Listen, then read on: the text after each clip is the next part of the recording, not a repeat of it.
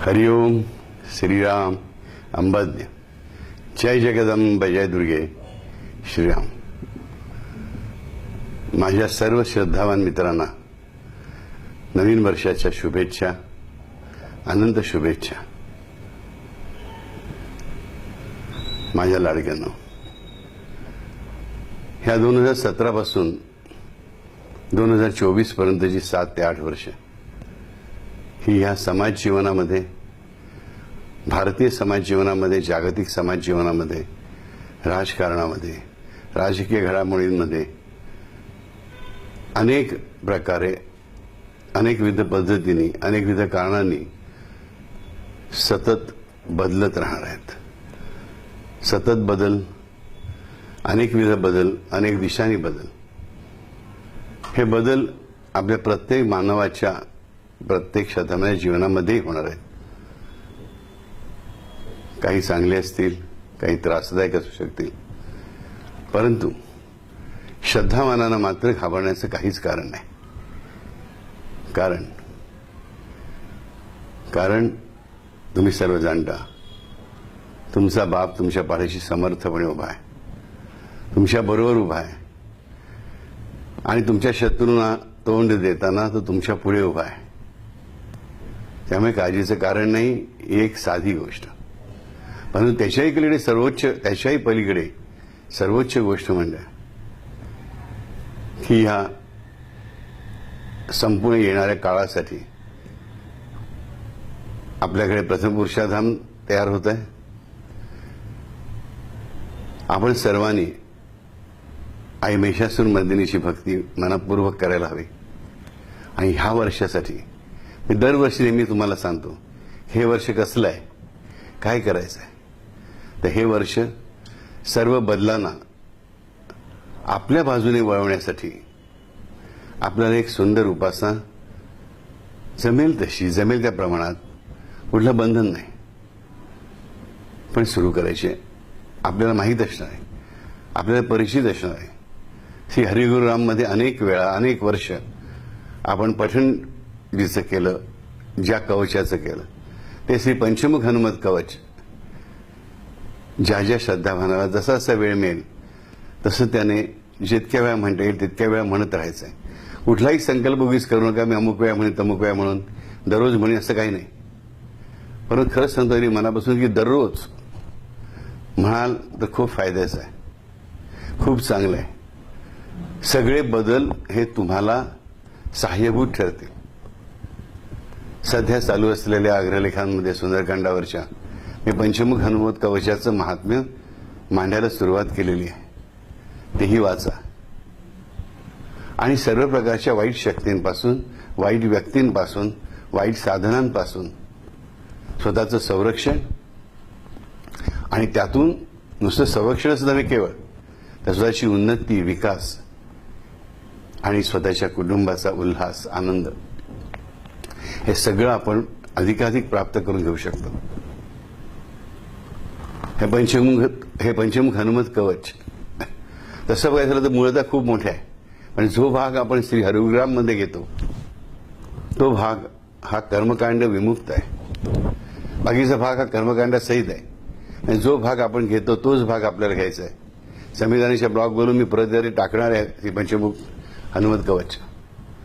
पण आपल्याला त्या पंचमुखी हनुमंताचा चेहरा किंवा साध्या एकमुखी हनुमंताचा चेहरा सुद्धा मनापासून आपल्या डोळ्यासमोर आणून, डोळे बंद करून, डोळे उघडे ठेवून त्याच्या फोटोकडे बघून किंवा श्री चंडिका कुलाच्या फोटोकडे बघून आपल्याला पंचमुख हनुमत कवच म्हणायचं आहे, म्हणत राहायचं आहे। ह्या वर्षासाठी फक्त ही एकच गोष्ट आपल्याला आत्मसात करायची आहे की हा जो हनुमंत हे याचं पंचमुख स्वरूप तुमच्या पंच ज्ञानेंद्रियांना संरक्षण देतं, त्यांचा विकास करतं। तुमच्या पंचकर्मेंद्रियांचं संरक्षण करतं, त्यांचा विकास करतं। एवढंच नव्हे, तुमची पंचप्राण आहेत, त्या पंचप्राणांचं संवर्धन करतं। पंचमहाभूत आणि पंचतन्मात्रा ह्यांच्यावरतीही, ह्यांच्यावरही ह्या पंचमुख हनुमंताचं स्वामित्व आणि प्रभुत्व आहे। आणि असा हा पंचमुखी हनुमंत श्रद्धावानांच्या संरक्षणासाठी आज मध्यरात्री 12 वाजता आज मध्यरात्री 12 वाजल्यापासून सिद्ध होणार आहे. प्रत्येकाचा आप्त बनून त्याच्या घरात राहण्यासाठी, त्याच्याबरोबर त्याच्या ऑफिसमध्ये दुकानामध्ये येण्यासाठी, त्याच्याबरोबर सतत वावरण्यासाठी. मग आपण करंटेपणा नको करूया. आपण स्वीकारूया हनुमंताचं प्रेम.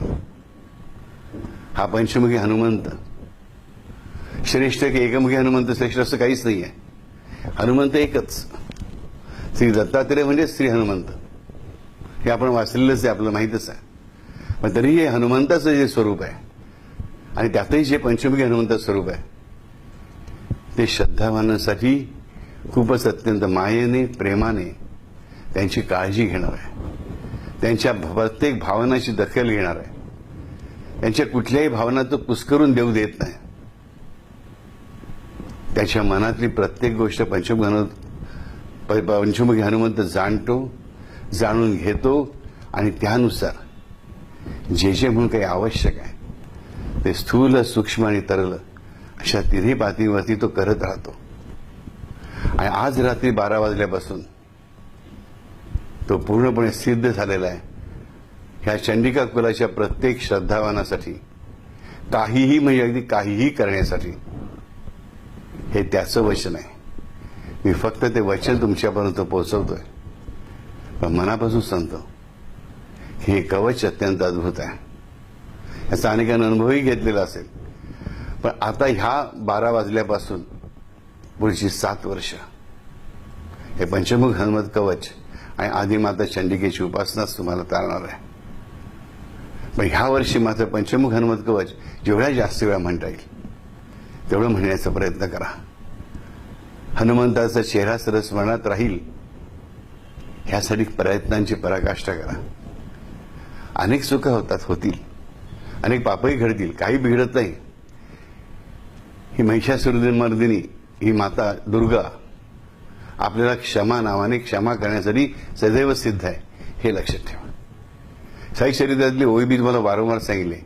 मी पापी अभागी दैवहीन ह्या वृत्तीची खाण अविद्या. मी पापी अभागी दैवहीन ह्या वृत्तीची खाण अविद्या. त्यामुळे स्वतःला असं दोष देण्याचं, मी काही फालतू आहे, मी चुकीचाच आहे, मी पापीच आहे, वाईट आहे, हे सगळं सोडून द्या. आता मी चुकलो असेल, माकलो असेल, थकलो असेल, भागलो असेल, मार्ग भटकलो असेल, तरी देखील जर मी ह्या श्री चंडिका कुलाच्या चरणांशी येतो आहे याचा अर्थ डेफिनेटली माझी आजी चंडिका आणि माझा बाप समर्थ म्हणून माझी काळजी घेण्यासाठी आतुर आहेत. आणि मी स्वतः सुद्धा ऑलरेडी पंचमुख हनुमत कवचाची उपासना आधीच सुरुवात केलेली आहे तिला, माझ्या आईच्या आदेशानुसार. आणि माझ्या सर्व लेकरांनी सुद्धा अशीच सुरुवात करावी. आणि जे बळ इतरांना कधीच मिळू शकणार नाही ते सर्व बळ, सर्व प्रकारचं बळ प्राप्त करून घेत राहावं. आणि तुम्ही हे असं करू शकाल याची मला खात्री आहे. आणि त्यासाठी तुम्हाला प्रत्येक गोष्टीचं सहाय्य मी तुमचा बाप, जे मला वडील मानतात, बाप मानतात, डॅड मानतात, त्या प्रत्येकासाठी सर्वार्थाने, सर्व प्रकारांनी आणि सर्व दिशांनी करायला माझ्या आईच्याच कृपेने समर्थ आहे. हरिओम श्रीराम अंबज्ञ. जय जगदंब जय दुर्गे. जय जगदंब जय दुर्गे. जय जगदंब जय दुर्गे. श्रीराम.